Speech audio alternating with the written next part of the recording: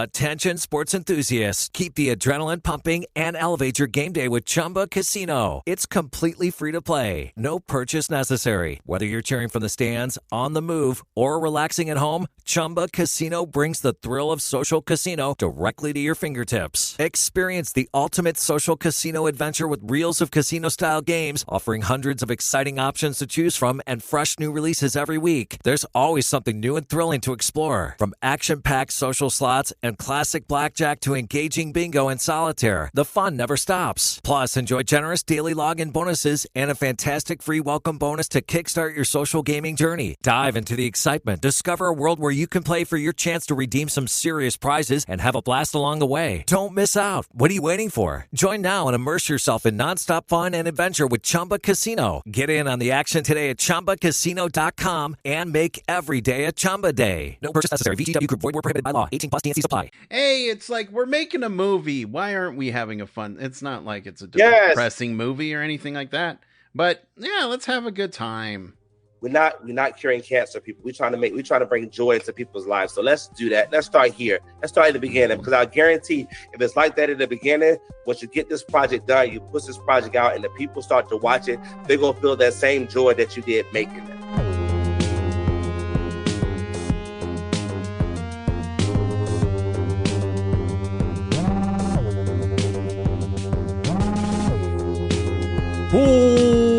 Welcome everybody to Casting for Two. The podcast is always hosted by me, Chris. Welcome everybody to episode number 570 of the podcast. Hi everybody. Hope your Friday is going well. Off to a good start. I don't know much to say. I don't have much to say. Other than castingfor2.com is the perfect place to go to if you want to see, where this podcast is available on your favorite podcast service. Pick up some swag. Follow me on the socials. You can do that at castingfor2.com. I make it easy for you guys because I love you all. You're all my friends. So, yeah. But my guest today is a wonderful, wonderful individual. He, choreographer, actor, magnetic personality. That's really it. Dondraico Johnson is on the podcast, and his most recent project, Zombies 4: Dawn of the Vampires. He choreographed that. He did the choreography in it. Wow, I can't even talk. What a phenomenal chat. I had so much fun chatting with him. And I gotta have him back on. Please come back. All right. But I'm done talking because you guys have to listen to this episode. All right. So everybody sit back, relax, and Dondraico, aka Draco, take it away.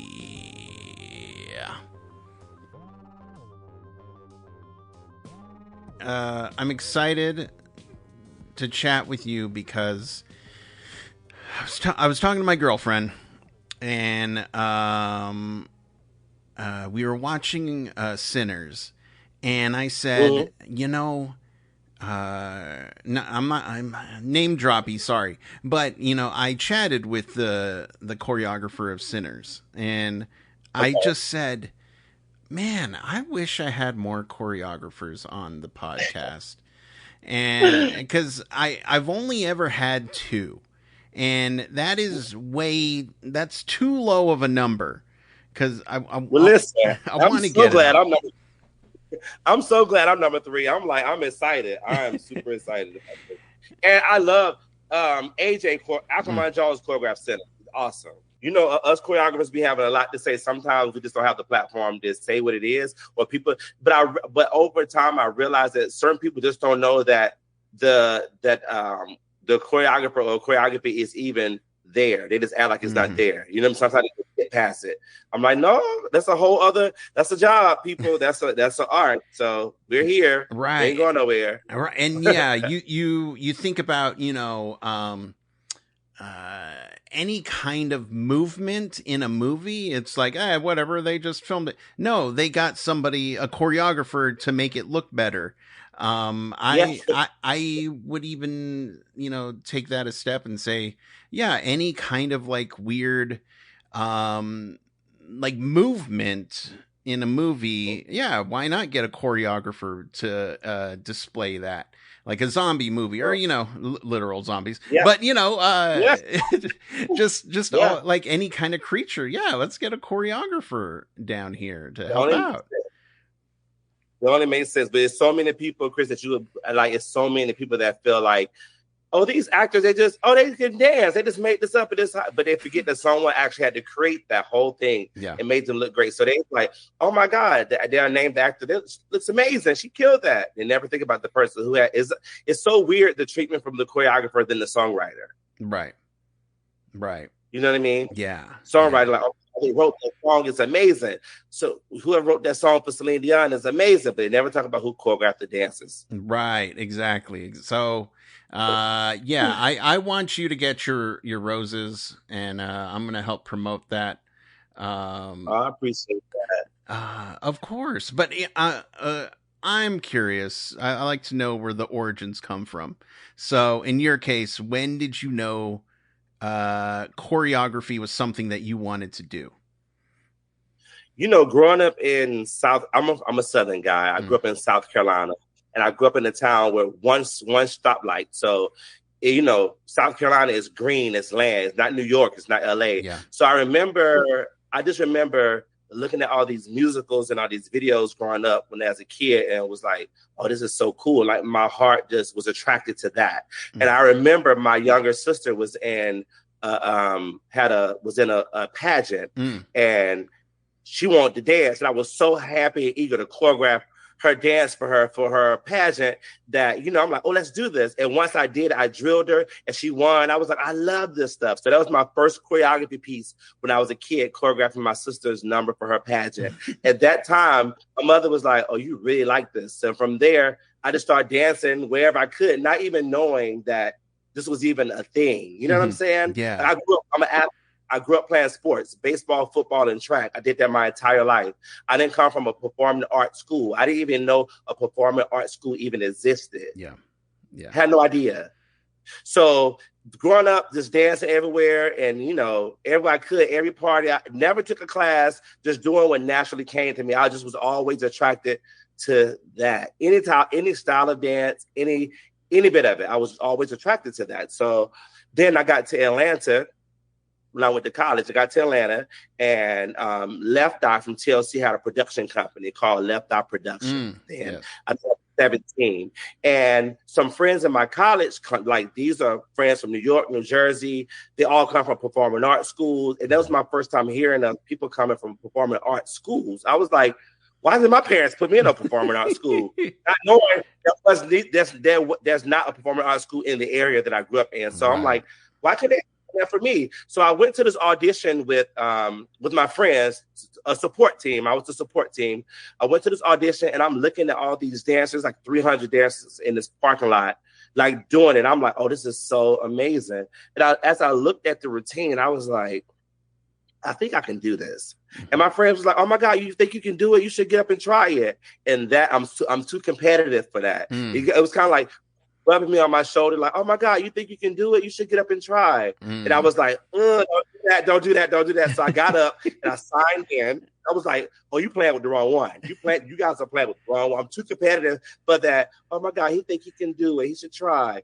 So I got up, I signed in, and I rode with them, mind you. I rode to this audition with my friends on a Saturday in college. I rode with them. They went in, they auditioned. If you know anything about the audition process for dancers, you know that you go in and sometimes you get cut, or they cut you, or they ask you to stay. Yeah. So the first group of friends of mine went in and they got cut.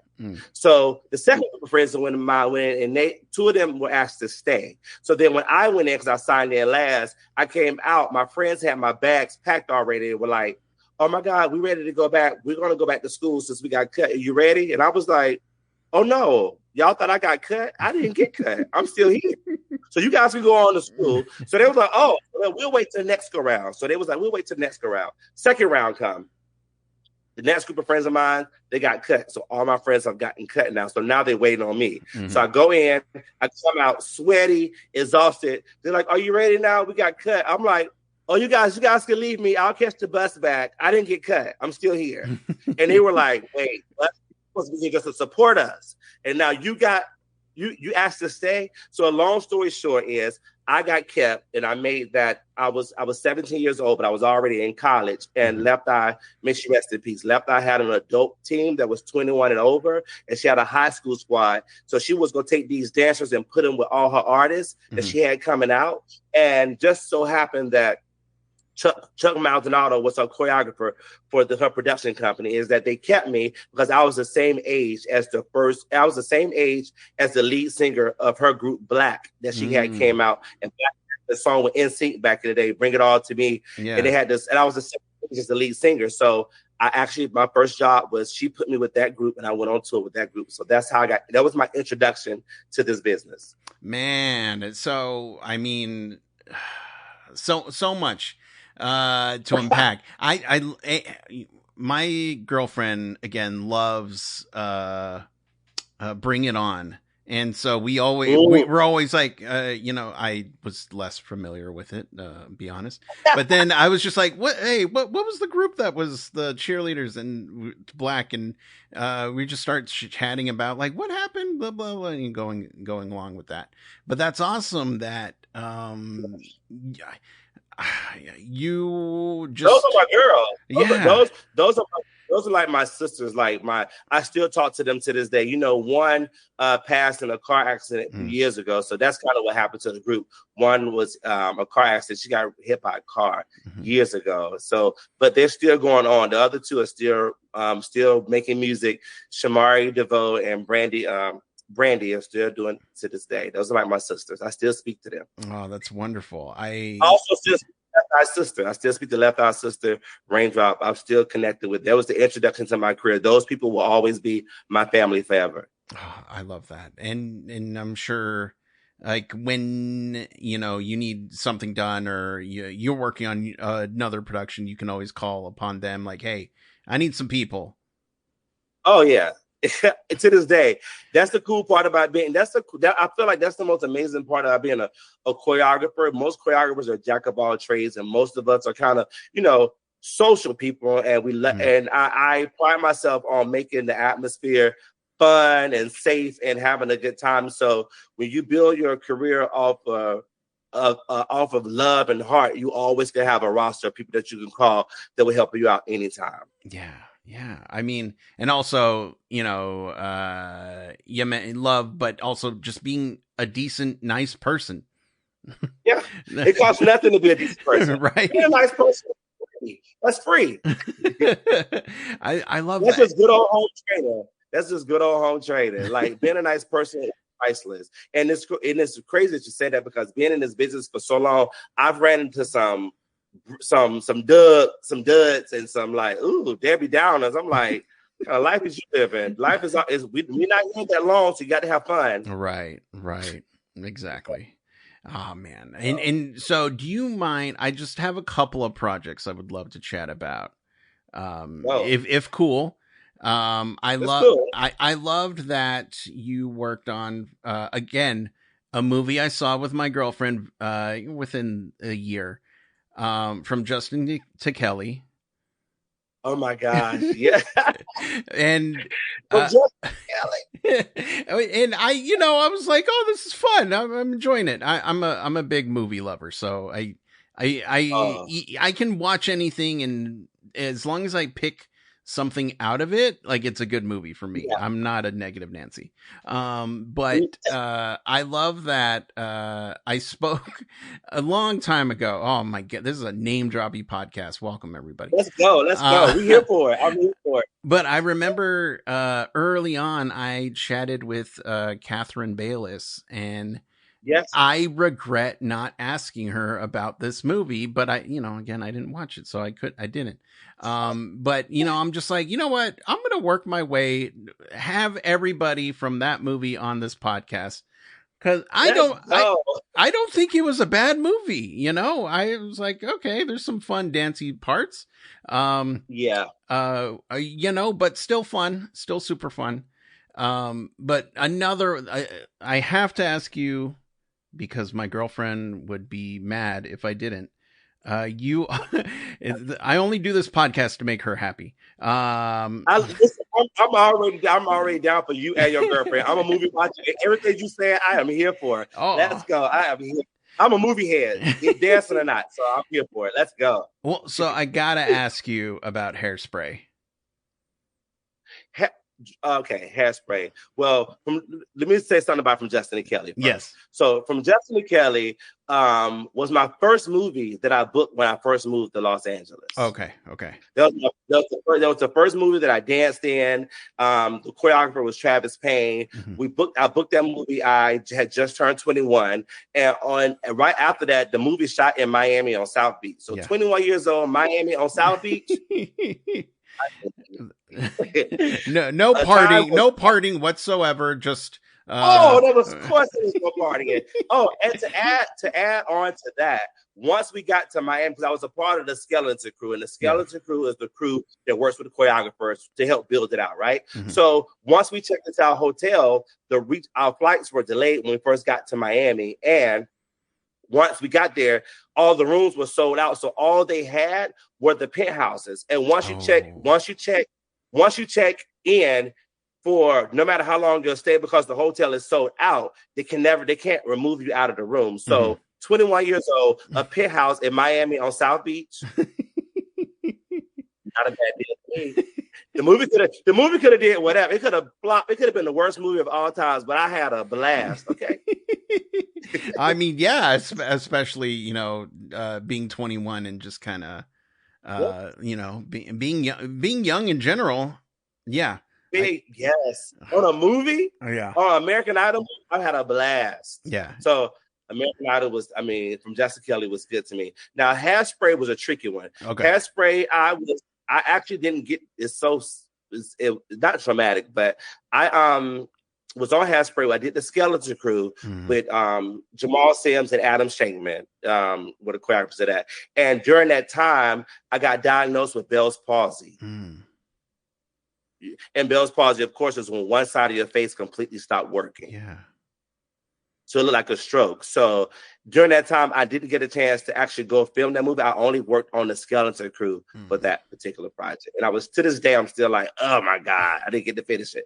Yeah. So my Hairspray journey was short-lived. I just did the skeleton crew for like a month, I think. Yeah. And then my Bell's palsy, I had it for almost 2.5 months. Oh, geez.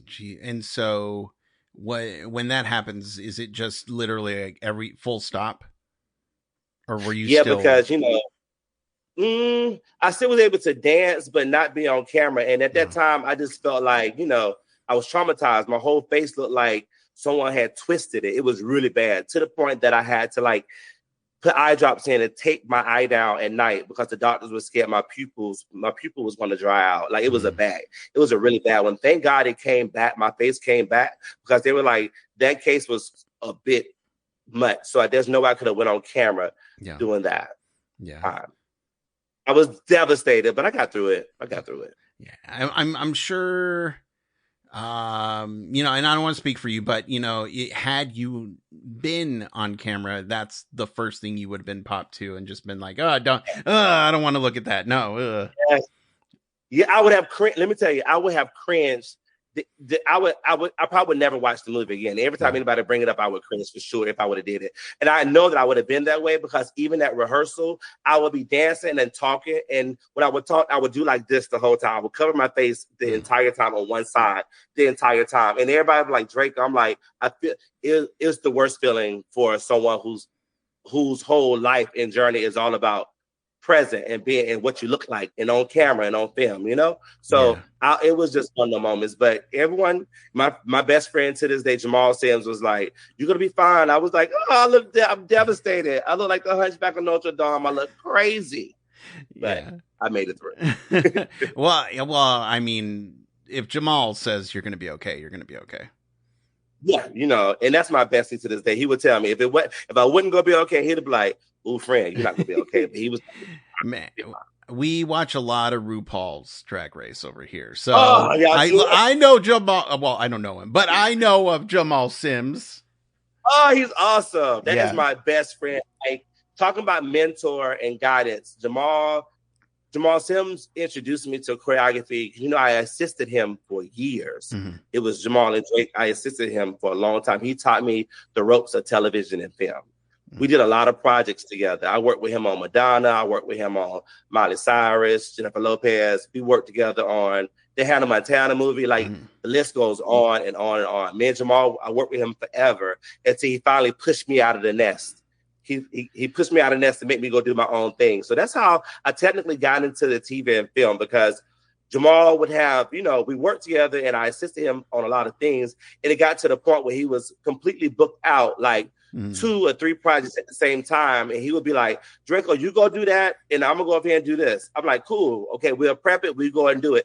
To the point that it happened so much that eventually I just ended up doing my own thing. And he was like doing his own thing. I was like, "You pushed me out the nest, friend. You didn't even give me no warning." He said, I had to push you out of the nest because you're so good and you're so. He gave me all these praises of why he had to. He said, "You got so much knowledge. You need to build your thing. You can't just be up under me all the time." So, Jamal, I will always be appreciative. And he taught me how to read scripts. He taught me how to read the one-liners. There's a lot of things he taught me. So that's how I'm here. And so, when he did push you to do your own, I guess the first choreographed movie, what was like? Were you scared? Were you excited? Were you anxious? Were you? I don't know. Like all of the above. Yeah. How you circle in the box and say all of the above. Yeah. All of the above. Yeah. Scared, nervous, anxious, by myself. Like, are you gonna get this right, Draco? Like, what? And I know that I'm good at telling the story through dance. That's what the art of choreography is for television and film. You have to learn to bring these words to life. Make the words move off the paper. Like, they're just words. They don't say dance. You go over here, do 5, 6, 7, 8. When you read the script, it says dance. This is the scenario. Go. So you have to build that out. You have to see what it is. So I was terrified. I was nervous, but he always extended. If you need my help, you can call me. You can call me. So he's like, "But you're not going to need my help. You've done this 1,000 times without me. Just this time you're standing on your own." So I was excited, and I passed the test. So thank God for that. But yeah, I'm forever grateful for him for that. And so I incorporating dance in a movie, like what, you mentioned that you read the script, you read the scenario, but how do you put the physical moves in oh yeah, they would do a move like this. Like, how does that hit you? When I read, I think that you have to get into the characters, right? So when I'm reading the script, I read it. I need to read the entire. If it's a sequel, if it's a series, I need to read the whole script of that episode. If it's a movie, I have to read the entire movie because I need to get the context of what this character is about. Yeah. What type of character is this? You know what I mean? What do they do? Then you meet the actors and you see. You're the actor. What I need to see how you move. And once I see how you move, I can then go into the lab and kind of develop and create a character for you. How I would see, going off what the script says and what the actors, their interpretation of what they get ready to deliver, right? Because they're the one that has to do it. I don't have to do it, right? So it has to look good on the actor. It can look amazing on me, but if it don't look good on them, it's pointless. Yeah. So you have to go in and kind of character building, and you learn that is the art. When you enter an acting class, you have to learn how to build a character out. What's the character's backstory? How does character move? Where does characters from? So I kind of take all those things in, and I go in there and get the music, and I just kind of let the music speak to me, and I kind of do what feels natural and what feels organic for that character. So once I kind of dial all those things in, if it's a female, I always have a female assistant or a female dancer come in, and I can put it on them so I can see what feminine qualities comes out. Like, how can I make this make this more feminine. But so anytime there's a woman involved, I always have a female there for me to put it on them so I can see what it physically looks like. Yeah.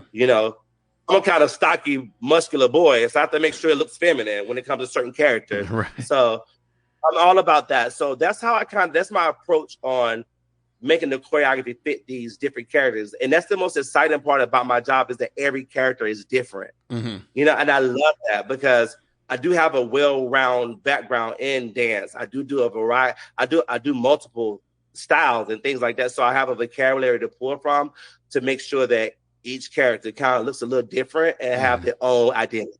I'm always about the character having their own identity. Yeah. Okay. And so when you're stepping into like your most recent project, Zombies 4, and you did the third one, is it, I don't know, intimidating or I don't want to say weird, but like what's your thought process when you're joining in a project that's already been established?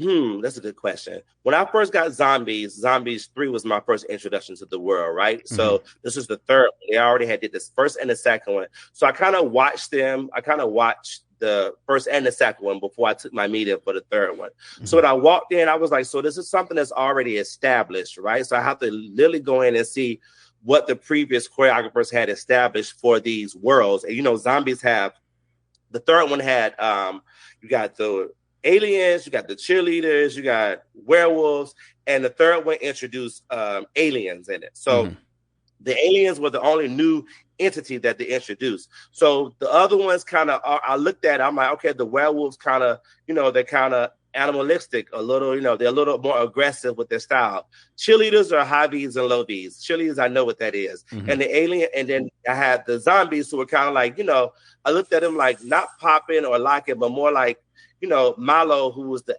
one of the leads, so that he has a unique way of moving. So I kind of took those things in my mind and kind of went to the lab and brought some dancers in for a skeleton crew. It kind of went off of what they had already established. But the aliens were new, so I had the time to put in some new stuff for them. So I kind of made them more strategic, symmetric, and like sharp and clean for the third one. But then when I got then the fourth one came, the fourth one introduced 2 new entities and a whole new, the kind of passing the torch. So the fourth one has the Daywalkers and the vampires. So and how I approached it, I'm like, cool, now I got 2 new entities I can put my energy in and kind of give them a style. So my approach to that was, when you're from Chicago, from New York, from DC, from Atlanta, everybody dance completely different, but it's still dance. Yeah. I approached this like the Daywalkers could be from Atlanta and the vampires could be from New York.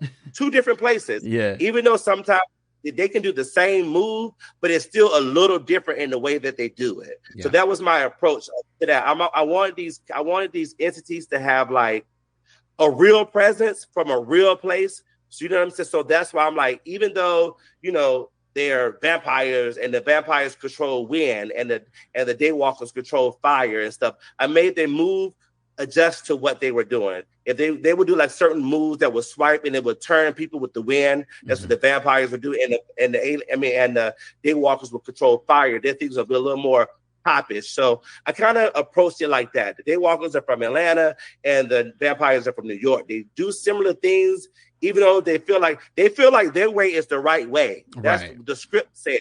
Everybody feel like their way is the right way. And they also going off of old traditions. So, but when you really take all that off and come face to face with it, you realize you're doing the exact same thing. You're just doing it just a little bit different, but the moves are still the same. Just a different style, stylistic wise. Yeah, I love that you put a region to the different, species, I guess. Cause I'm like, vampires, New York. Yeah. Makes sense to me. Yeah. They do have that attitude. I don't know, all vampires. Yeah. They do have the attitude. Vampires from New York. They do. And the cool part about it is that we shot that in New Zealand. Right. And I had never danced with none of those dancers before, and it was like 40 something of them. They gave me 4 American dancers that they brought over later to add to them, but that was another cool part. But it was cool to see these young dancers from New Zealand and Australia who were a breath of fresh air, and they were so young because the lead actress from the Daywalker, she's 14, 15, she's 15 years old. Mm-hmm. So all these dancers are young. They're 17, 18, 19, barely 20. All of them on both sides, right? And the actors on The Vampire, I think he was 16, maybe no, 16, 17. So I've never danced with none of them before. So I went in the room with all green, fresh, eager, and hungry artists, because they all to me are artists. Yeah. And when I tell you, they deliver like no other, and they were so they were troopers. They worked through it all. They were true professionals. I had zero problems, zero attitudes. It was that this particular Zombies was done off nothing but love and good time. Yeah. The energy that you get from watching it is the energy that they had on set. Oh man, that's wonderful when you hear that people come together and just want to do something great. We just want to be creative and get this vision out. And of course, make it easy to work with for you. 'Cause yeah. And you know, we had the OGs on there, the ones who built the franchise: Meg, Milo, Chandler, and Kylie. Those are the 4 originals who've been on the Zombies franchise since the beginning, and they were so troopers and so supportive, and like everybody literally, it was so good to be on set with them, with everybody, that in New Zealand they were used to shooting like, you know, a lot of dark stuff, a lot of movies and stuff that didn't have no dancing in it, a lot of night shoots for not our project, but some of the crew members, the camera operators, and everybody were coming from different projects. This project was such a breath of fresh air that they would tell me, they were like, we can't wait for y'all to dance again. When y'all coming back to set, everybody wanted more dancing. That's how I know that the energy exuded through the screen, because the crew members were, I would look behind the camera guy, his head would be bopping, and everybody was completely into it. Yeah. So I was like, oh yeah, we did our job. This is fun. So everybody had a blast. It was such a good time. Did it just kind of, I don't know, spoil the next project you do? Because it's like, man, this project was so great. You know, the next one better be this great. I know. I pride myself on making sure that no matter what type of day you have in before you enter my space, when it comes to work, that you're going to have a good time while you're in my space. So I try to bring that energy of joy and happiness and having a good time. I'm like, if the director's an asshole, so what? We still going to have a good time. If somebody got an attitude, if the producer over here, negative Nancy, so what? We still going to have a good time. You're going to have no choice but to change your attitude when you come into our space. I pride myself on doing that, because there's no way you got to change. I got to be with these people for hours and rehearse. I'm not about to have a bad day. I don't want to be in a room with no negative people. I want to have a good time. Right. Exactly. I mean, look, Phil, hey, it's like we're making a movie. Why aren't we having a fun? It's not like it's a depressing movie or anything like that. But yeah, let's have a good time. Yes. I'm like, we're not curing cancer, people. We're trying to bring joy into people's lives. So let's do that. Let's start here. Let's start at the beginning, because I guarantee if it's like that at the beginning, once you get this project done, you push this project out, and the people start to watch it, they're gonna feel that same joy that you did making it. I have a couple of friends that are I was gonna say magicians. No, the musicians, and I was sent 2 tracks, and my buddy's like, hey, let me know which one you like. And I was just like, I like the second one more. What did you do? And he was just, I smiled throughout the whole thing. And I was like, dang. You see? It comes through. Yeah, for sure. Ooh. And for the people at home who would like to keep track of you, follow you online, you know, just be up to date with everything that you're doing, where can they do all that? Oh my God. So I have me on Instagram at Draco. I'm on all the social. I'm on TikTok at Draco the One. I have a YouTube channel. It's Dondraico. And I'm doing a podcast with my best friend, with Jamal. Hey. And our podcast is called Beyond the 8 Count. So we're going to talk about, people just think about choreography, there's 5, 6, 7, 8, but we're going to be talking about the past, the present, and the future when it comes to doing dancing and things like that. So yeah. I love that. When is that already going, or when does that come out?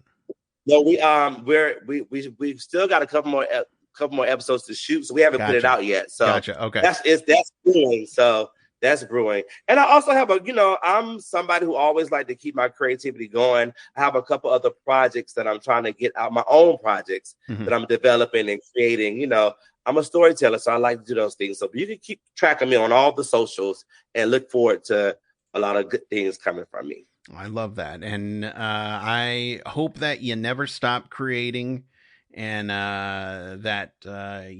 you just keep going. Selfishly, just keep going, because I want more. I want more. I appreciate that. And Chris, thank you for having me on here. I'm a talker. I can talk all day. So if you ever get a chance, you're like, we should get Draco to talk about something else, call me back. I am ready anytime. I am a talker, bro. Oh my God. I'm going to hold you to that. I am there. Watch some more movies. We can talk about the dance movies, and then I am a movie watcher. So the fact that you said Justin Kelly lets me know that you and your girlfriend are movie watchers. Okay. Oh, for sure.